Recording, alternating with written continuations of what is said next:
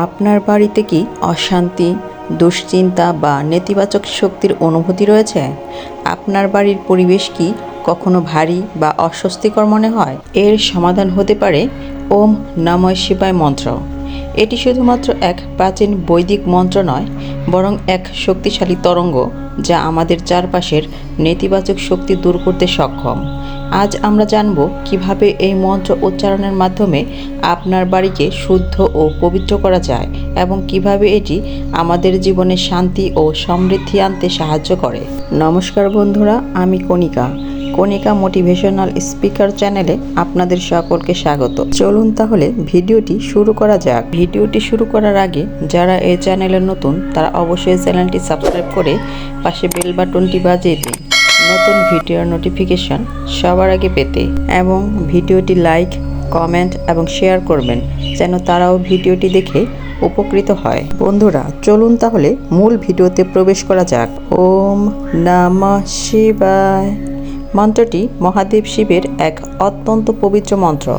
এই মন্ত্র উচ্চারণ করলে বাড়ির নেতিবাচক শক্তি দূর হয়, মানসিক শান্তি ও ইতিবাচকতা বৃদ্ধি পায়, পারিবারিক অশান্তি দূর হয়, সৃষ্টিশীলতা ও সুখ সমৃদ্ধি বৃদ্ধি পায়, কর্মক্ষেত্রে সাফল্য ও জীবনে উন্নতি ঘটে, স্বাস্থ্য সংক্রান্ত সমস্যা কমে যায়, বাড়িতে শুভ শক্তির বিকাশ ঘটে, সন্তানদের একাগ্রতা ও শিক্ষাগত উন্নতি হয়। এখন জানব কিভাবে মন্ত্রটি উচ্চারণ করলে সবচেয়ে বেশি ফল পাওয়া যায়। প্রতিদিন সকালে ও সন্ধ্যায় ঘরের পবিত্র স্থানে বসে এই মন্ত্র 108 বার জপ করুন। সম্ভব হলে ধূপ, দীপ বা গুগ্গল জ্বালিয়ে পরিবেশকে আরও পবিত্র করুন। নির্দিষ্ট এক সময়ে নিয়মিত এই মন্ত্র জপ করলে দ্রুত ফল লাভ করা যায়। শিবলিঙ্গের সামনে বা শিবের চিত্রের সামনে বসে জপ করা সবচেয়ে ফলপ্রসূ। নির্জন ও শান্ত পরিবেশে চোখ বন্ধ করে গভীর মনোযোগ সহকারে এই মন্ত্র জপ করুন। সোমবার দিনটি শিবের জন্য বিশেষ, তাই এই দিনে মন্ত্র জপ করলে দ্রুত ফল মেলে।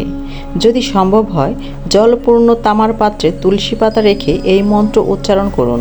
এবার জানব নেতিবাচক শক্তি দূর করার জন্য বাড়িতে বিশেষ পদ্ধতি। প্রথমত, গঙ্গা জল ছিটিয়ে দিন। বাড়ির প্রতিটি কোণায় গঙ্গা জল ছিটালে পবিত্রতা বজায় থাকে। দ্বিতীয়ত, ঘণ্টা বাজান। প্রতিদিন সন্ধ্যায় ঘণ্টা বাজালে নেতিবাচক শক্তি দূর হয়। তৃতীয়ত, হোমযজ্ঞ করুন।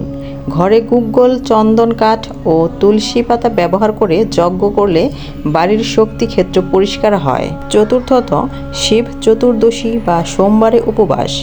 সোমবার শিবের দিন, তাই এই দিনে ওম নমঃ শিবায় মন্ত্র জপ করলে বিশেষ ফল পাওয়া যায়। পঞ্চমত, লবণ পানি ব্যবহার করুন। প্রতি সপ্তাহে একবার ঘর মোছার পানিতে লবণ মিশিয়ে ব্যবহার করলে নেতিবাচক শক্তি দূর হয়। ষষ্ঠত, প্রদীপ জ্বালান। প্রতিদিন সন্ধ্যায় শুদ্ধ ঘি বা তিলের তেল দিয়ে প্রদীপ জ্বালালে শুভ শক্তির বিকাশ হয়। সপ্তমত, শিবের কাছে প্রার্থনা করুন। নিয়মিত শিবের আরতি ও পূজা করলে আশীর্বাদ লাভ করা যায়। অষ্টমত, তুলসী গাছ লাগান। বাড়ির সামনে তুলসী গাছ থাকলে নেতিবাচক শক্তি প্রবেশ করতে পারে না। নবমত, সফেদ কাপড় ও নির্দিষ্ট রং ব্যবহার করুন। শিবকে প্রসন্ন করতে সাদা, নীল বা ধূসর রঙের কাপড় পরা উচিত। দশমত, বাড়ির কোণে লবণ ও নেগেটিভিটি নিরসনকারী ক্রিস্টাল রাখুন। লবণ বা কালো টুরমালিন স্টোন নেতিবাচক শক্তি শোষণ করে। এবার জানব বাড়ির জন্য বিশেষ শিব মন্ত্র জপ। মন্ত্রগুলো প্রতিদিন জপ করলে বাড়ির শক্তিক্ষেত্র পবিত্র থাকে। নাম্বার 1, মহামৃত্যুঞ্জয় মন্ত্র। ওম ত্র্যম্বকম যজামহে সুগন্ধিম পুষ্টিবর্ধনম উর্বারকমিব বন্ধনান মৃত্যুর্মুক্ষীয়মামৃতাৎ। নাম্বার 2, শিব গায়ত্রী মন্ত্র। ওম তৎপুরুষায় বিদ্মহে মহাদেবায় ধীমহি তন্নো রুদ্র প্রচোদয়াৎ। নাম্বার 3, শিবের পঞ্চাক্ষরী মন্ত্র। ওম নমঃ শিবায়। নাম্বার 4, রুদ্র মন্ত্র। ওম নমো ভগবতে রুদ্রায়। এই মন্ত্রগুলি নিয়মিত পাঠ করলে ইতিবাচক শক্তির বিকাশ ঘটে।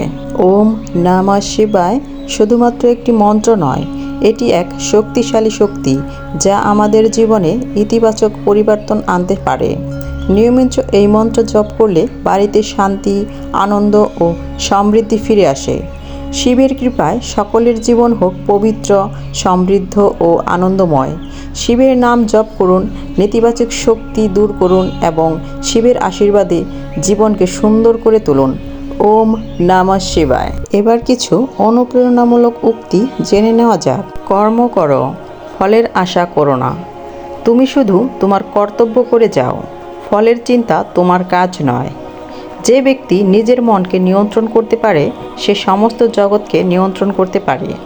পরিবর্তনই জীবনের একমাত্র ধ্রুব সত্য। নির্ভয়ে থেকো, কারণ ভক্তের হৃদয়ে আমিই আছি। শান্তমনই সর্বোচ্চ শক্তির আধার। যে ব্যক্তি নিজের আবেগ ও ক্রোধ নিয়ন্ত্রণ করতে পারে সেই প্রকৃত বিজয়ী। অসম্ভব কিছুই নয় যদি তুমি সত্যিকারের চেষ্টা করো। আজকের কষ্টই আগামীকালের সফলতার ভিত্তি। একবার ব্যর্থ হওয়া মানে হেরে যাওয়া নয়, আবার উঠে দাঁড়ানোর সুযোগ। স্বপ্ন দেখো, কঠোর পরিশ্রম করো এবং বাস্তবে রূপ দাও। মানুষ তার বিশ্বাসের দ্বারা গঠিত হয়। সে যেমন বিশ্বাস করে তেমনই হয়ে ওঠে। কঠিন সময়ই প্রকৃত যোদ্ধাকে চেনায়।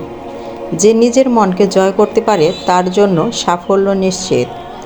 লোভ, ক্রোধ এবং আসক্তি এই তিনটি পতনের মূল কারণ।